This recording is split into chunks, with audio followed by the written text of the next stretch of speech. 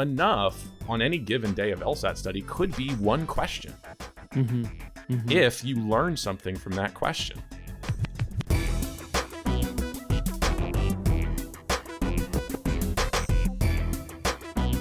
Hello and welcome to episode 475 of the Thinking LSAT podcast. I'm Ben Olson, one of the founders of LSAT Demon. With me is Erik Johansson, producer of this podcast, LSAT Demon teacher, and also producer of the LSAT Demon Daily podcast. Erik, do you want to add anything to that brief That seems resume? like plenty. I've done some other stuff with the LSAT Demon as well. But You've done a lot. Those are the highlights. Okay, cool. Be LSAT famous, share news, and ask questions on our website, thinkinglsat.com.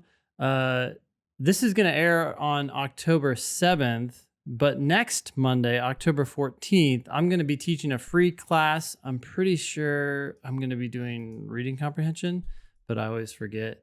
So I'm going to check that really quick. Yes, I am going to do a reading comp passage. We do that passage together in class. I give you time to do it, and then I go ahead and read through the passage and show you what I'm thinking as I'm reading each sentence. Because that's the skill that people really need to learn. They need to learn that the key to unlocking reading comprehension and the test just generally is to slow down, understand each sentence, and then the questions and the answer choices will go quickly. I've been reflecting recently on just how slow down is such a universally good piece of advice for pretty much everything. I mean, I would say that's the number one. Like, if you had to pick one thing to tell a new LSAT student and you had only a few words to give to sum up the advice, slow down, probably the main thing.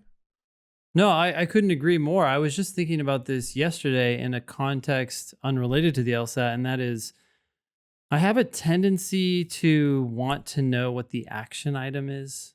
So when someone emails me or we have a meeting and they're saying there's a problem, my mind, I almost get like mildly agitated until I know, okay, what are we going to do about this? I've been in meetings before with you where I have seen this come into play. Oh, you've seen this. Okay, so this is yeah. This self-reflection is not totally baseless. Okay. I hope that was a okay meeting. No, it was fine. And you were not getting testy with any LSAT Demon team members. It was with the outside agency, and they were doing their marketing speak. And you were like, okay, so what are we doing? What's the point here?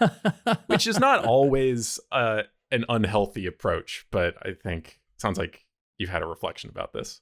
Well, yeah, I think this tendency leads me to dive into a lot of things without necessarily stepping back and thinking like, okay, why are we doing this? What is the point here?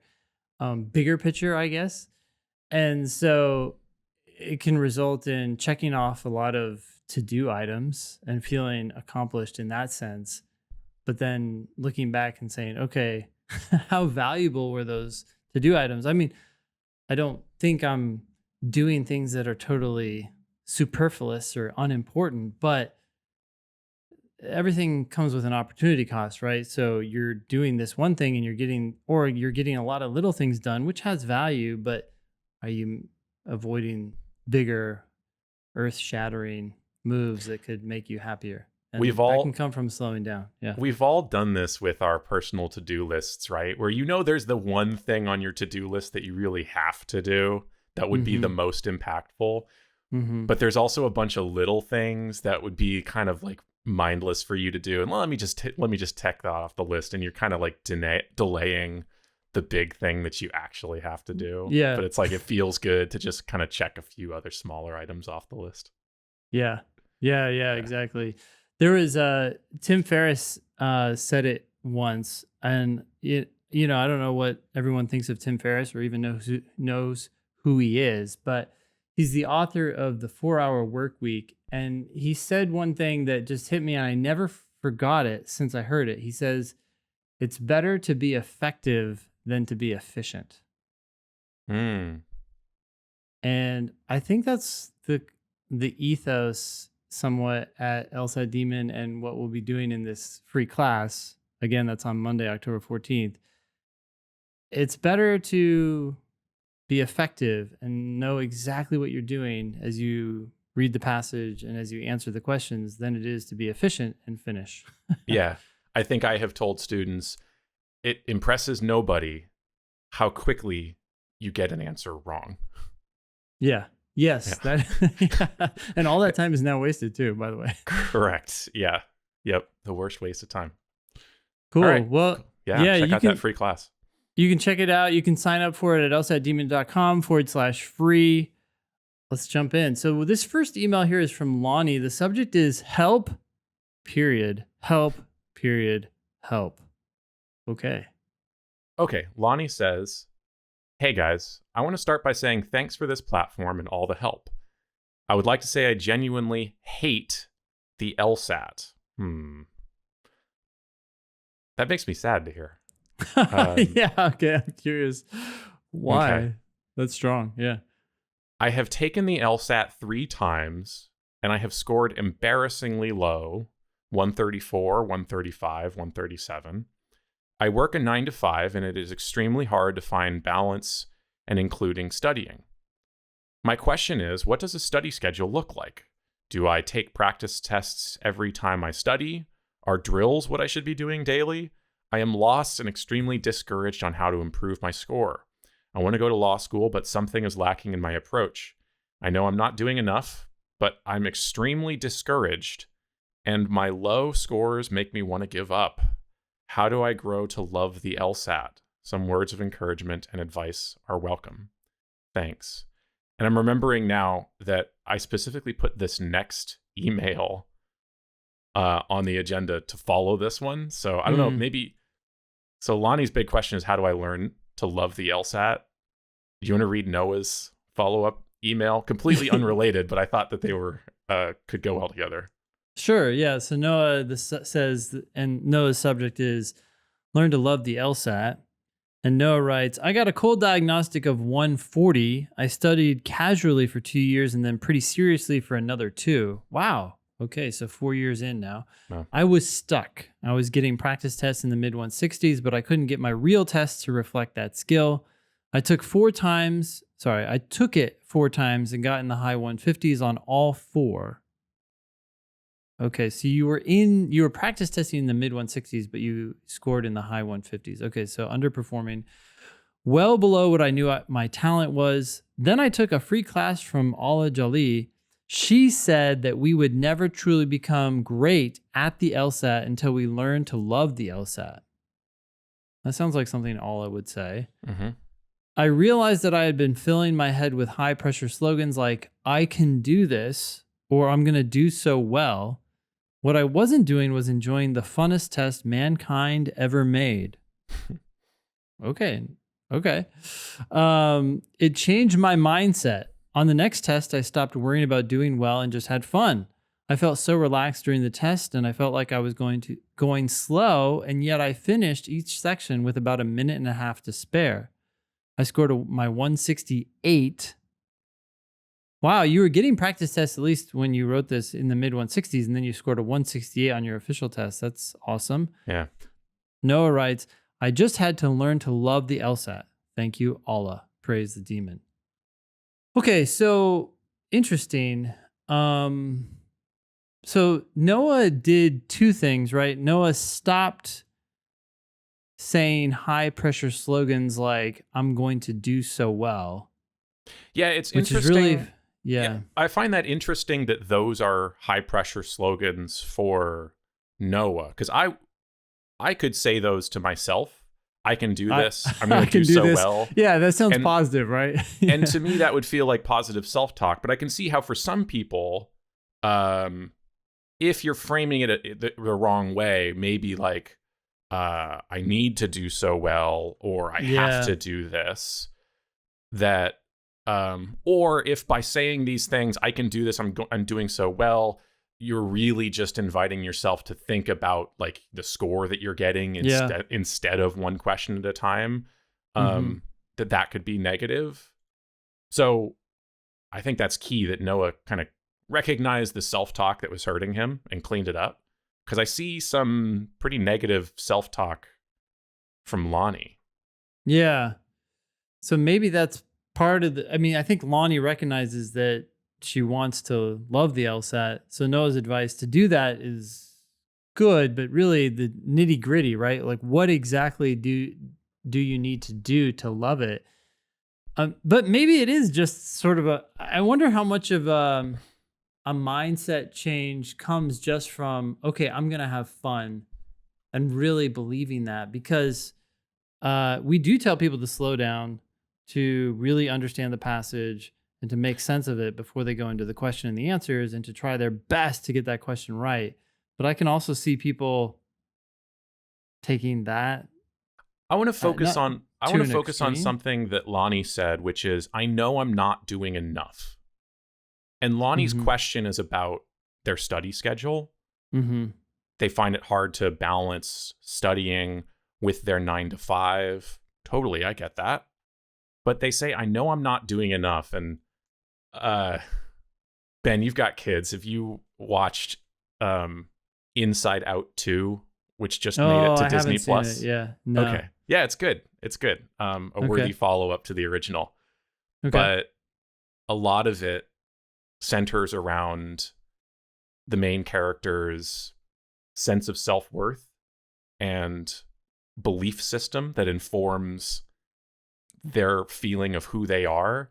Mm. And over the course, there's some emotional turbulence as this main character becomes a teenage girl, and that feeling of self-worth takes some hit. And there's frequently, I think there's a shift back and forth between these like mantras that you hear in her head of I'm a good person, Mm-hmm. I'm a good friend, and then when it skews negative and she starts feeling anxiety, the key refrain that keeps coming up over and over again is I'm not good enough.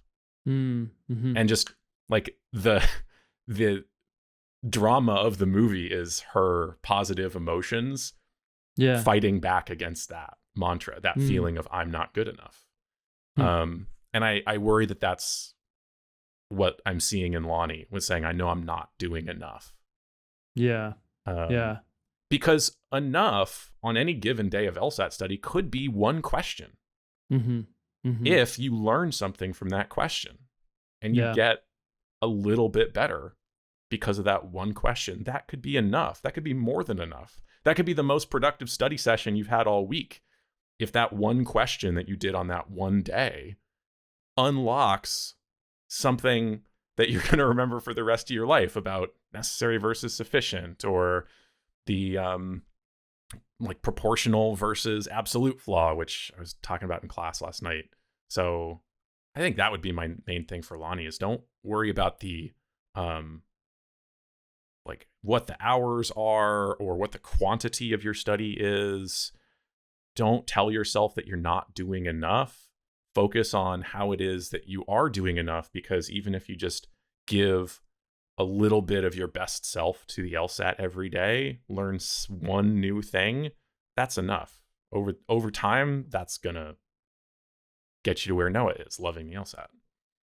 Yeah, no, I couldn't agree more. And I kind of had the same thought when Lonnie said, do I take practice tests every time I study? That strongly suggests that Lonnie thinks that quantity is the key to success. And like you're saying, Erik, it's really about doing one question at a time, whether that's in a time section or in drilling. But Lonnie, for now, I wouldn't worry about any of that. You're scoring in the 130s, so don't worry about time sections. Don't worry about time tests. Just drill and do one question and do your best to make sense of it. And if it doesn't make sense, hit the ask button if you're a Demon subscriber and ask for help. And then if you do one question a day, like Erik said, or two questions, it doesn't matter. Different days are going to have different number of questions depending on how much time and mental energy you have. I would say too, okay, so just start doing that and then find joy in learning and Mm. not looking at your results, right? Like we're just going to be doing drilling now for a while. So just enjoy learning something new from each question that you do. I don't know if those 130s that you talked about are official, but if they are, I mean, either way, don't take the test again until your practice tests eventually show the scores that you want. And you're not going to be taking practice tests until you start getting these drill questions right and you feel good about them. Totally. And I would Cool. also say, if you want some more encouragement, Lonnie, we've got a whole series of success story podcasts on the LSAT Demon Daily that you can check out. And we have people who, have just done amazing things, have gone from the 130s to the 170s. Multiple interviews that I've been fortunate enough to have with students who made that kind of progress. And some of what they have to say is super inspiring. So, check those out if you're looking for some real life proof that kind of improvement can happen. Yeah, very good. Cool. Okay, this next email is from Bob. Bob is writing to us about AI to help with law school applications. Interesting. Boy, I think schools have come down differently on AI, right? But generally they're resistant. Okay. Yeah. So Bob wrote a longer, pretty amusing email expressing some frustrations about the handling of AI by these law schools. But here's a part of what Bob had to say, which I thought we could talk about. Bob says that some deans demand that no type of AI be used in any way for any part of their application. Meanwhile, Grammarly and Google's AI, whether you like it or not, editor, have been up my ass every word since I started this email. It's a funny point that we talk about restricting AI use. Meanwhile, it's built into literally every product that we use these days on the internet, right? So 100%. And if you don't use it, it's like shame on you for having that mistake in your writing when you could easily have that cleaned up just by looking at the advice of one of these often free tools. Yeah. Right. Bob continues, some deans just demand to know how you used AI in your app, which, yeah, that's true. I think in my experience, there are some applications that straight up say, we do not want you to use AI in any form for your written materials. Other applications just kind of have a drop down that say, I used AI, but only in this limited way. And then you can explain it. I did not use AI. So you're allowed to give some context for how you used AI. Other applications don't even ask about it at all. So it really is all over the place. Okay. Yeah. Bob says, say a fictional admissions dean is being interviewed by an admissions consultant for a podcast. They are blowing smoke bilaterally about how important it is for the personal statement as a way to experience the applicant as who they really are. With zero hint of irony, they ignore the fact that scores of students each cycle pay $7,000 to the admissions consultant for 8 rounds of personal statement editing. What accurate representation of the applicant do they think they are getting from this essay? Why don't they ask if you've ever used an application consultant or service? Why is paying $5,000 to $15,000 to polish your essays and application materials just an accepted norm when AI can provide the same service for free or $20 a month? If AI continues to be generally accessible, it could be a significant financial equalizer in many realms. All hail the demon, Bob. Wow. I think Bob makes a very compelling point. I'm going to try to make the counter argument here. I admit it's not going to be great, though, because I'm very sympathetic to what Bob is saying. But I think the counter argument is a expensive as fuck admissions consultant is, in theory, following some internal guidelines restricting how much they go in there and inject themselves into your statement. I think that's the counter argument, but I don't think it's very good because the line is so blurry. Because also when you're using AI, you can do that yourself as well. If you're sure, one of the points that I think Bob makes elsewhere in the email that wasn't included here is that it's not like you just tell ChatGPT, write my personal statement and then leave it. It would be a that. shitty statement. It wouldn't or it might be great and just have no bearing to you in any way, shape, or form, and then you're just straight up lying.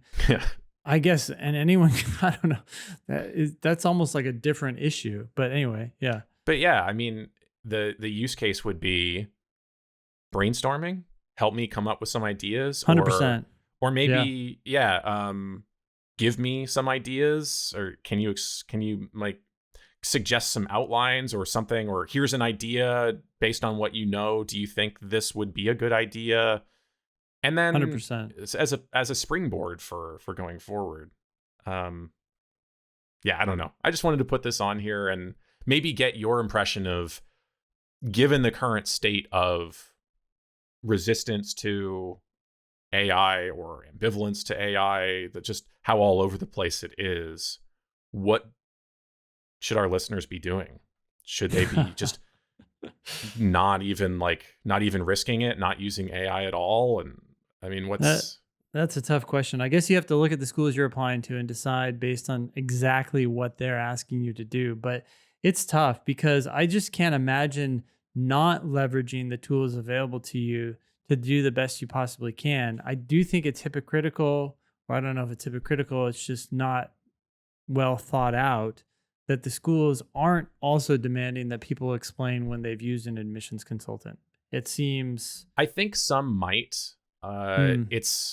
Some might, but it's definitely a less common question.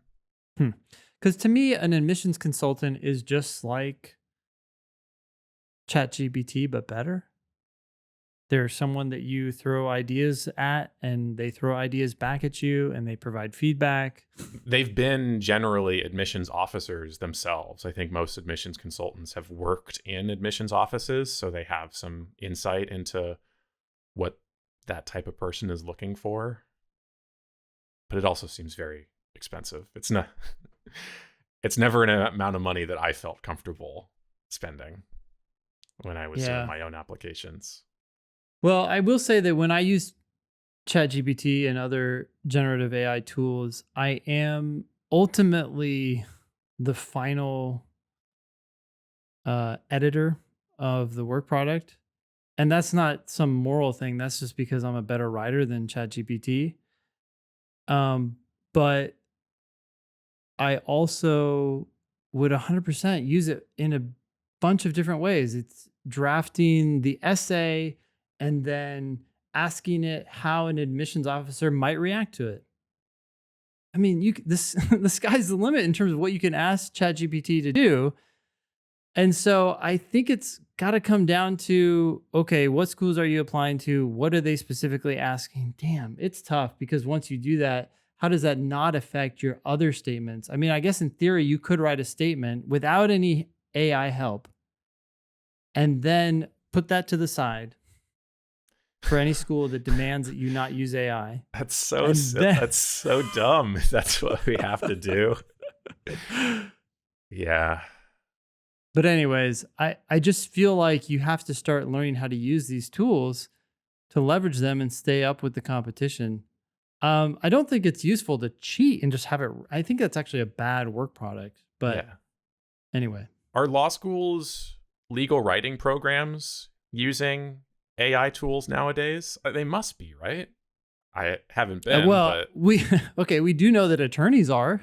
Yeah. So my former boss and mentor, he has a program that is like Grammarly, but specifically geared for attorneys, and it's like Grammarly on steroids and legally focused. Mm-hmm. I think it'd be foolish not to run your memo or your brief or your transactional document through that tool. And it's changing what you write and how you write and what you say, and it's not just style; it's also substance. So. Mm-hmm. I don't know. I think it's probably just an initial reaction to ChatGPT and, oh shit, what is this, right? Admissions consultants have been around for a while. So I imagine with time, the law schools will get more nuanced in what they demand of you. And maybe they'll just throw up their hands because at the end of the day, you can't stop somebody from lying. Yeah, that's true. Not that we are recommending that. No, I'm not recommending that at all by any means. But yeah. I don't think it's a very the personal statement too. You got to realize it's not that important. So you gotta do the best you can, but also not stress about this stuff too much. Just focus on your numbers. Yeah. Thanks for the email, Bob. Yeah. This next one's from Anonymous. Subject is losing momentum. Hello, demons. I've been diligently studying for at least an hour a day, sometimes more, like when I have the capacity on weekends, doing a mix of drilling, time sections, and thorough review, including the ask button when it didn't click in all respects. Sounds good so far, sounds great. Anon. I'm focusing on accuracy, only finishing about 15 questions per time section. I got 80 to 88% accuracy only a few times in July and early August. And from early August until now, my accuracy has been in the high 80s and low 90s. Okay, great. Your accuracy is going up. It's nice to hear. And Anon continues, I'm starting to put more 90s on the board. The recent jump to more frequent 90% plus accuracy was a result of focusing on dialing back a few questions.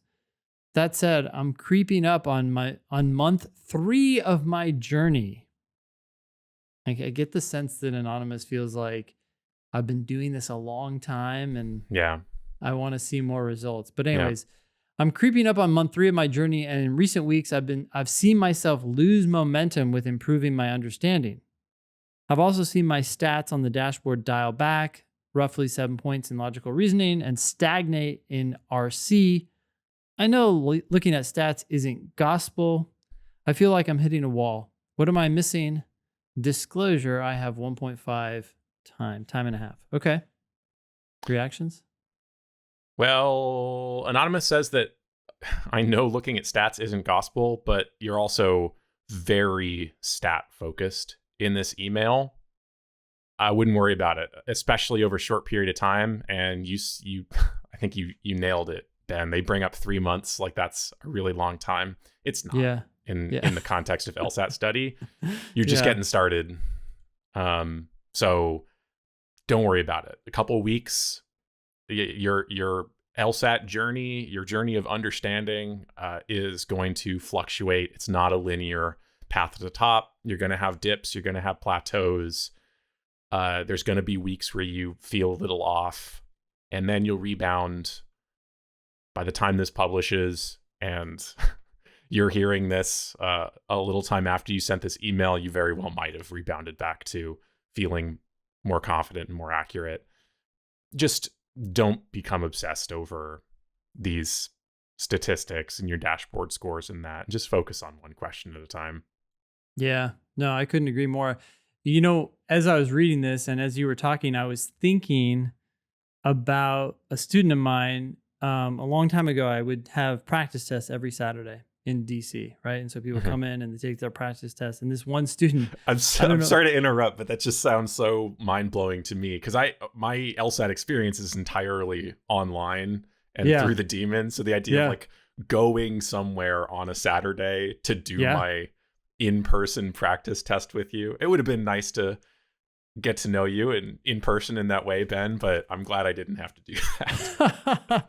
No, it was an experience because we packed the room. I think the room was like, it was like designated to fit 18 people, and I could figure out how to get every inch of that room used. And so I would get like 40 people in there with, tables crammed up into the corner all along the edge of the windows. But anyways, and then you brought in a rafter and you're doing like multiple levels. Yeah. Oh, you go up there. You're on the upper tables. Yeah, no. But then, sometimes you'd have people who get annoyed because this person next to him was chewing gum or whatever. Like you had all those things, but it was good because like the real test was in person too, right? So you had to get used to those things. But anyway, this one student, I remember I don't remember the scores, but it was something like 150, 151, 152.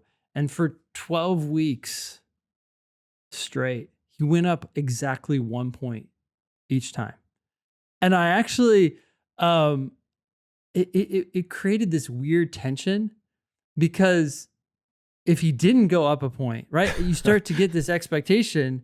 And he was like anxious. He was, what's going to happen? And then it would happen again. I was like, what the fuck? This is so weird.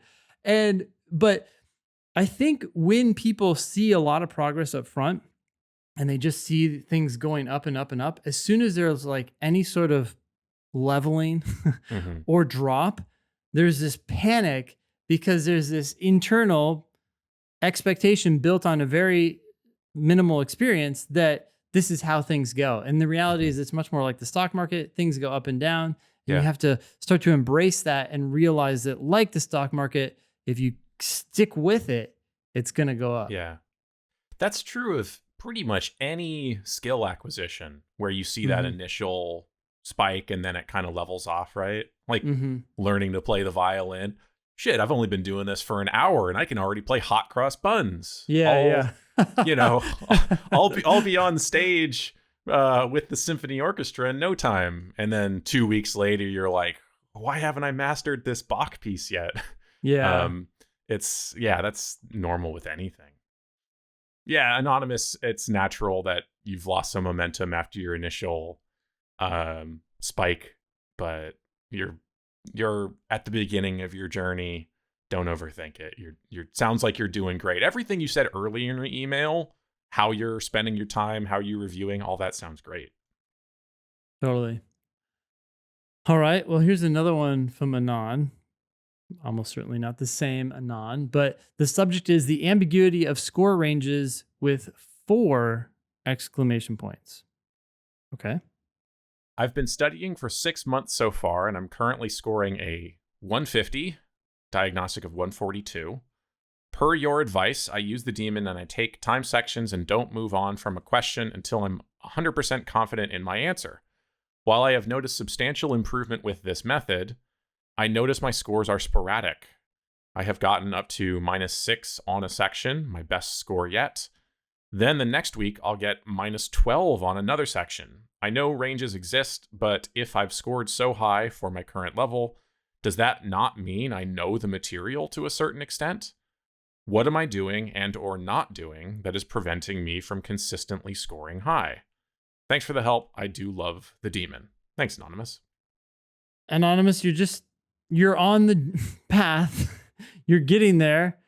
Better scores are the result of you improving, but that's just on the higher end of your range, and you have to score up there and then come back down to more where you really are before you keep making progress. I mean, I'm glad you put these emails on the agenda, Eric, in a way that makes them all sort of semi-related to each other. But it's very Trying to similar to what we were trying to just tell talking a about. story here, Ben. Yeah. Well, you're doing a very good job.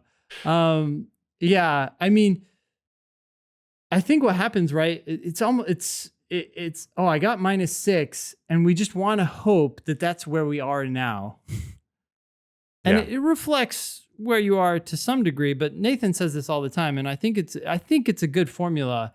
If you're getting 6 wrong, well, here we have 6 wrong on a section. I'd really like to know how many you're getting wrong of the ones you're attempting. So let's say you Yeah. did 20 questions in that section and you got 3 of those wrong. Nate would say, okay, well, you got 3 wrong. That probably means that you got 3 more correct, but we're not really sure how you got there. It was luck. And I think that makes sense because as the number that you get wrong decreases of the ones that you attempt, then the likelihood that the other ones are just lucky also decreases. But yeah, Yeah. so you just have to keep going and you'll see these things go up and down like the stock market, but they will slowly shrink. You won't ever be perfectly consistent. Yeah. You'll just see fewer missed questions. That's all. Yeah. It seems like a normal score range, Anonymous. I think when I took my first official test, my range of recent practice test scores, there was like a swing of 13 points. Mhm. So it's just, yeah, that kind of thing is not Hmm. unusual. And what's the difference between the low end of that 13 and the high end of that 13? It's a bunch of small decisions made on that practice test day.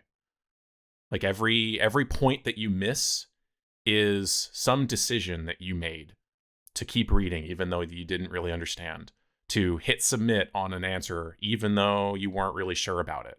It's just lots of little decisions, lots of little moments where you let yourself off the hook that lead to a lower score. And on some days, for whatever reason, your state of mind, your approach, you make more of those poor decisions on some days than on others. And that's just the human brain doing its thing. So as long as you're moving the range up, don't worry about it.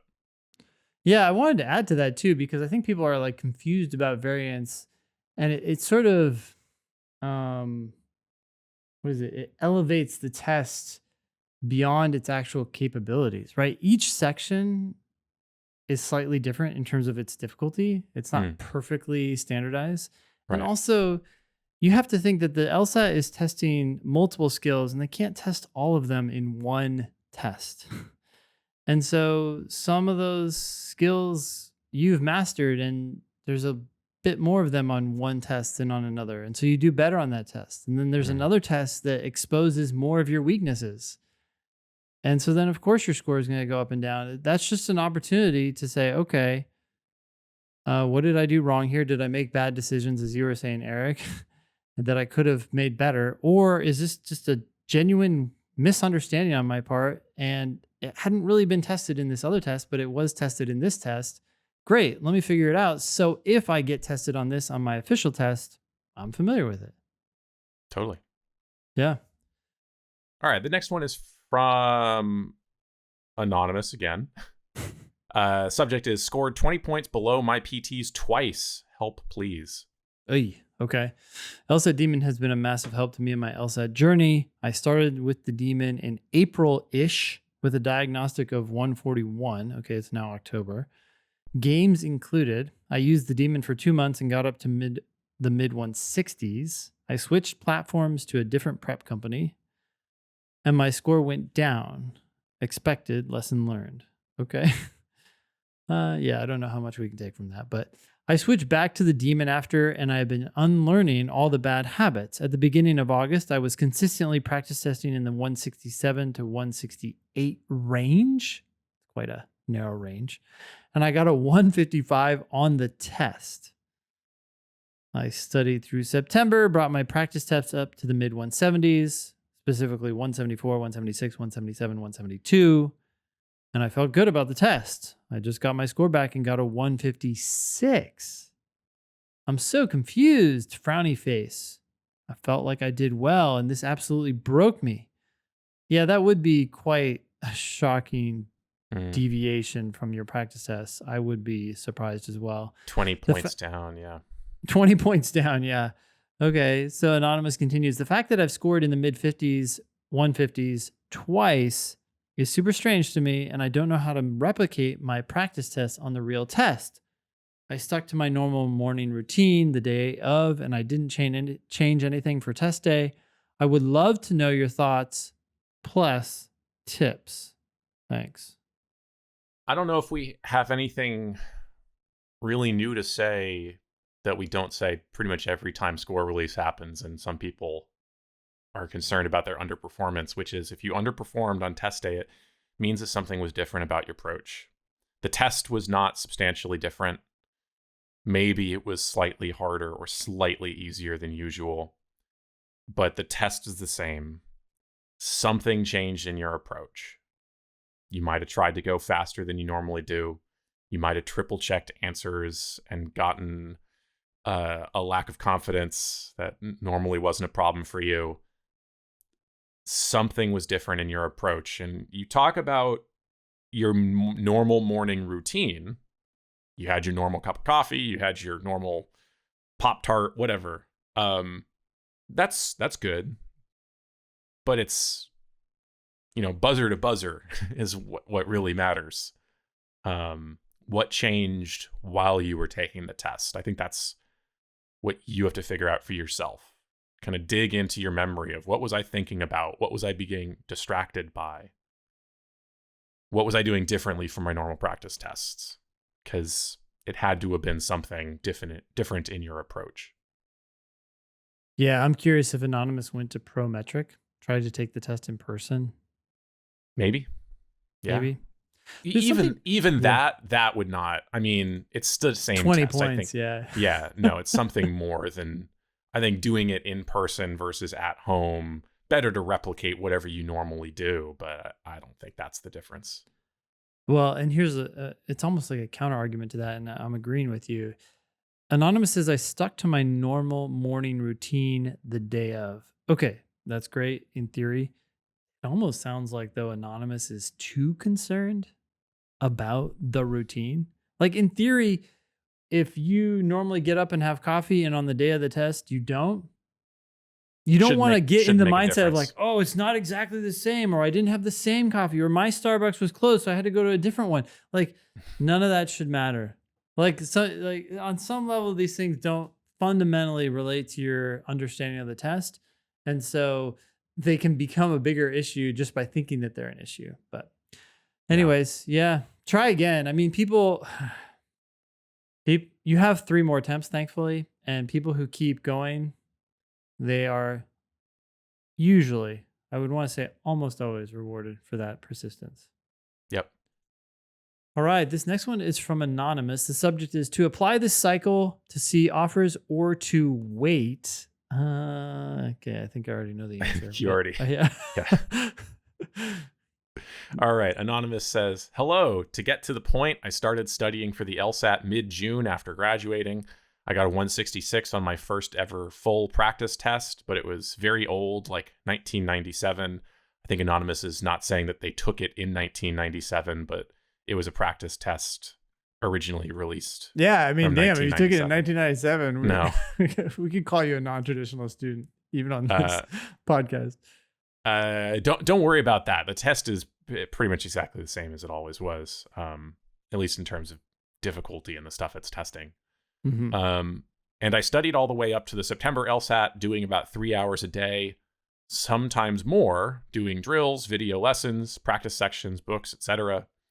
I took several full practice tests after the 166, getting a 162, a 160, a 160, and a 164. Okay. So low, mid 160s is your range. Scores just came out. I got a 165 on September. Happy about this. It's in my range, but I think I can do better, especially since, though I don't have a true blind diagnostic, I studied only briefly the LSAT question types for 5 days and then got that 166.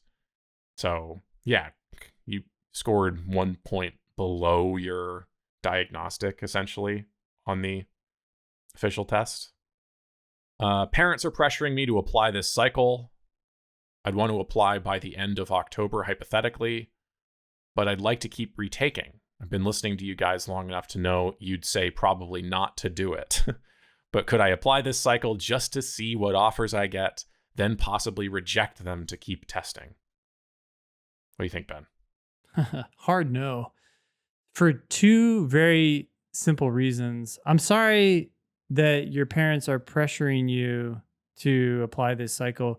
You know what, Eric? We need lsat.link/parents. Don't we did a parents' night a Yeah, year or we 2 did. ago.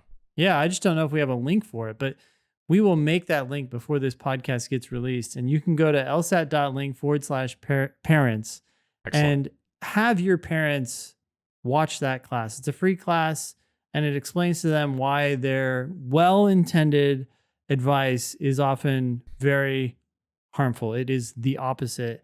And maybe if they can get on board, then they can actually end up being a champion for your plan rather than a detractor. But okay, so first of all, you scored a 166 on a diagnostic. I don't care that it was old. I don't care that you briefly reviewed LSAT question types. That could have actually might have even hurt you. You have the potential to score in the 170s. Yeah. Very easily. I would be disappointed if you gave up before you officially scored in the 170s and realistically in the high 170s. Yep.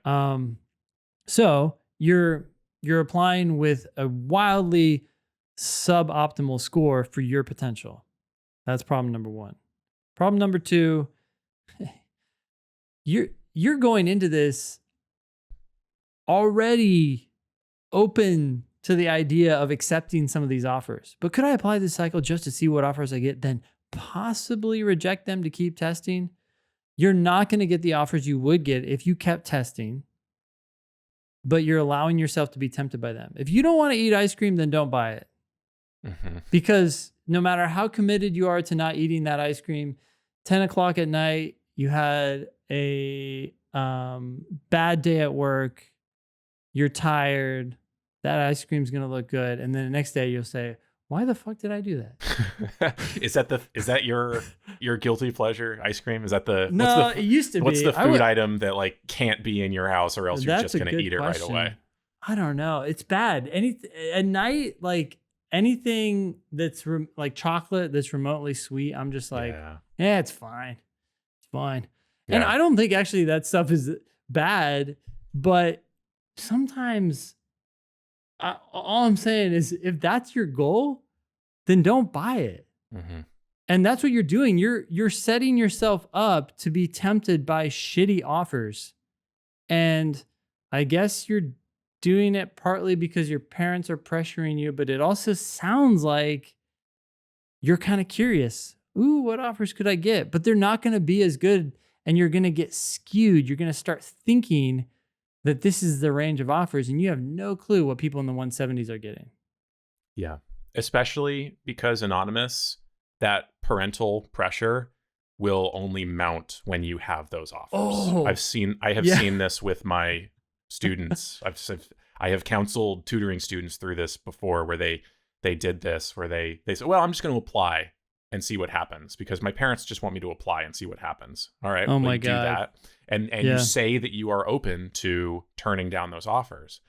But when it comes in, your parents it's aren't. like, I got into UCLA. No, I didn't get a scholarship, but I got in. And my parents are now saying you would be crazy to turn that down. Yeah. Yeah. So I'm the glad pressure, you brought that up. The family Erik. pressure is just going to it's just going to mount. Totally. When the offers come in. Yeah. I need a better analogy than the ice cream one, because there's this other player, right? And they're someone is pushing you to eat the ice cream.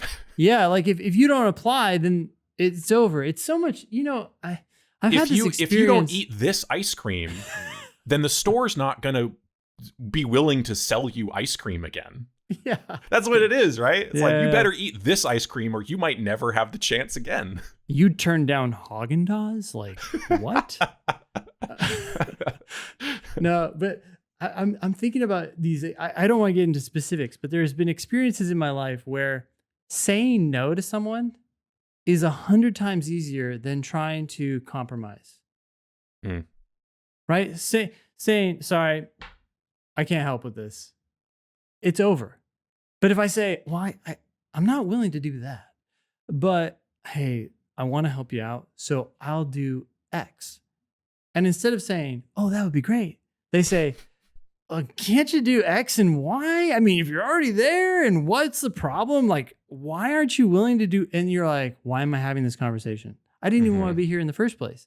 So no ends up being a lot easier than this friendly, like, hey, wouldn't something be better than nothing? No, a lot of times nothing is better than something. And in this case, I agree with you 100%, Erik. If you have offers on the table, you are going to be fighting a big battle to not accept those. Yep. So watch out for that, anonymous. And let's just get back to the most important thing that Ben said, which is you should be scoring in the 170s. 166 on your first practice test, like without that much study, you should be scoring in the 170s. Full stop. Yep. All right, next one is, oh, look at this, anonymous again. Subject is what is the deal? I don't know. Yeah. Mid 170s question mark URM question. Okay. Anonymous writes, hi, I'm in my second year of college and love watching your videos. I've done well on English standardized test in the past and enjoy them. I've never studied for the LSAT before. Recently took a practiced LSAT on LawHub, official LSAT prep test 140, and got a 169. Damn. Okay, so actually, I do have a question for Anonymous and our previous Anonymous. Did you take these tests timed or untimed? Because in LawHub, you have the option to take it untimed. But Oh. even if you took it untimed, 169 is still a great starting point. Yeah, It still reflects it's a solid stupidly good. yeah, a solid understanding of what you're encountering. But Yeah. anyways, if you did that time, damn, okay. Well, let's keep going.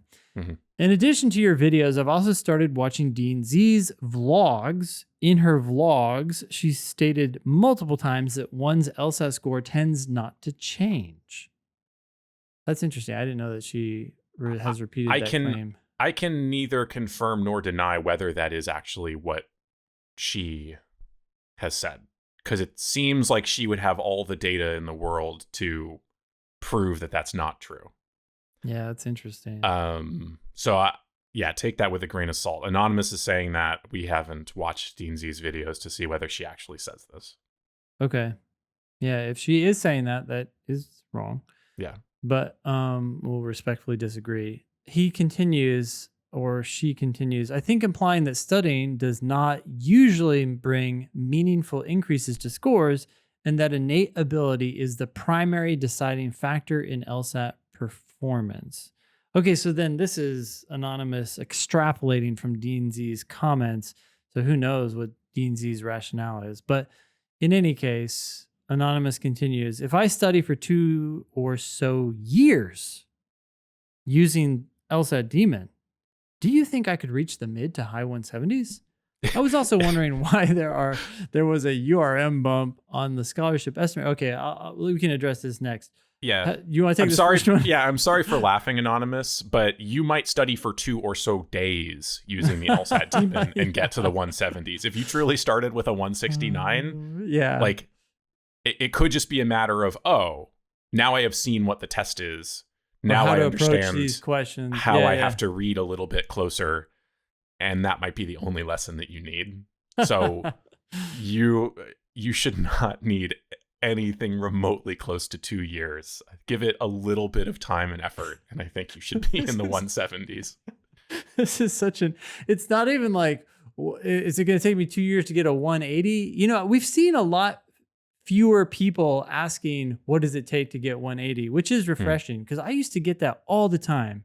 Someone would come to me and they'd be like, hey, how do I get a 180? It's like, well, first of all, you don't need a 180. And Yeah. that's just the top of the top.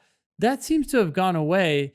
But here, Anonymous is just asking, what do I need to do to break into? Oh, I guess Anonymous says the mid to high 170. Sorry, I missed that. I thought Anonymous was going to say, what does it take to get into the 170s, period? Yeah, that could be nothing. But anyway. Yeah. Short answer, if you already know. You already know. If you're scoring in the high 160s, you already know what it takes, which is read carefully, solve every question, think critically as you read, attack those arguments. You're just going to get more used to that process with practice. And in your case, it might not take that long. Excellent. Anonymous then goes to this next question. I was wondering why there was a URM underrepresented minority bump on the scholarship estimator, even for schools like Michigan and UCB. What is UCB? Colorado Berkeley? Boulder? Oh, Boulder. Okay. Oh, maybe it's, oh, no, yeah, you could be right. It could be Berkeley, University of California, Berkeley. Is it the case that even though they ostensibly do not consider race on its own, a URM bump exists? Also, when will post-affirmative action data be available? Thanks.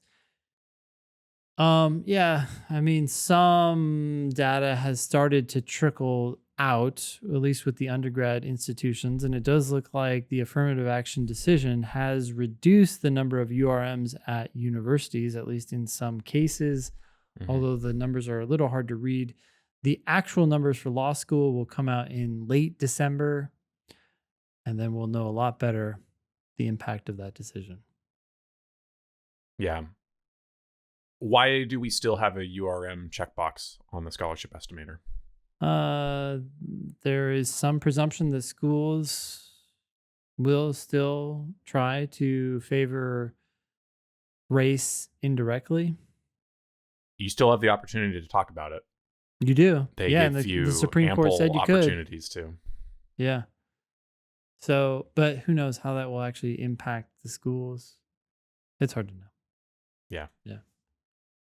Probably they are still invested in admitting a diverse class. Oh, 100%. The question but is yeah, how. we got to Yeah. wait to see what the numbers do. But we won't get those for another couple months probably. Thanks, Anonymous. All right, let's wrap up with tips from a departing demon. This is actually a longer statement, but I thought it was a lot of good stuff, so I put this all. I don't know if we need to read the whole thing. No, this is all good stuff, so I'll just go ahead and read this. This came from Josh, who is departing the demon after crushing the LSAT. Josh's advice is, the biggest tip I have for RC came from one of the Thinking LSAT podcast episodes. Ben and Nathan said, when reading the passage, I often look away from the text and think about what I just read. This was a game changer for me because I would read a paragraph and then think about what I just read by occasionally glancing at various words in the paragraph as a crutch to fill in the gaps in my understanding. The first time I tried looking away from the text and then articulating my thoughts exposed how passively I was reading, because I would look away and realize that I had no clue what I just read. From then on, I read very actively and engaged with each sentence thoroughly because I knew that I would have to look away and basically put my comprehension to the test even before I went into the questions. In my opinion, this tip is better than feigning interest, because when you have to look away from the text or possibly close your eyes and articulate your thoughts, it does not matter whether or not you are interested. When it's time to look away and articulate, you are forced to engage with the passage either way. This eventually led to the wrong answers looking more wrong and therefore more speed on the section. I studied for a little over a year. The last 4 months were with the demon. My diagnostic was 149. I just scored an official 170 in September. Your way simplifies the test and makes it seem easy because you treat the test as if it were indeed easy and not some huge boogeyman. Thanks for the help. Thank you, Josh. That was great. That was great. It's interesting to see the official score and Josh's diagnostic. So 21 points. Anyways, that's great to hear. I think there's a lot going on there when you look away and force yourself to articulate the ideas. Because just yesterday in my class, we were talking about synonyms because there was a correct answer that had 3 words in it that were not from the passage. The correct answer the test writers chose to use 3 synonyms, not just one. And it threw some people off. They're like, wow, that wasn't discussed in the passage. That wasn't discussed in the passage. That wasn't discussed in the passage. But what we talked about was, hey, look, words just represent underlying ideas. And all 3 of those ideas were clearly discussed in the passage without any doubt. And so this answer makes perfect sense, but it's the idea that matters way more than the actual word they decided to use. And what Josh is talking about here is when you look away from the passage and think about the passage, you're not remembering the words that were exactly said. I find that very difficult. In fact, what I remember was the idea that the person was trying to convey. And that makes it so much easier to remember and reference when you're going through the questions and answers. Totally. Anyways, I like that. Thanks, Josh. Yeah, that was great. Word of the week. This one actually, I put this on here because I flagged this word that you used, Ben, in a recent Thinking LSAT episode. I like this word. I think I understood what it meant, but I had to look it up. And I want to make sure that you actually know the meaning of the word that you used. Yeah. So okay, this is going to be funny. It was, I said this? You said this. It was in a discussion. It was some listener doubted their ability to make progress on RC because they thought that they had linguistic shortcomings. They didn't know grammar very well or something like that. And you said people are amazingly adroit at making progress. Okay. Well, when I say adroit, I mean skillful. Hopefully that's Yeah, correct. that's basically it. Okay. Having or showing skill, cleverness, or resourcefulness in handling situations. Cool.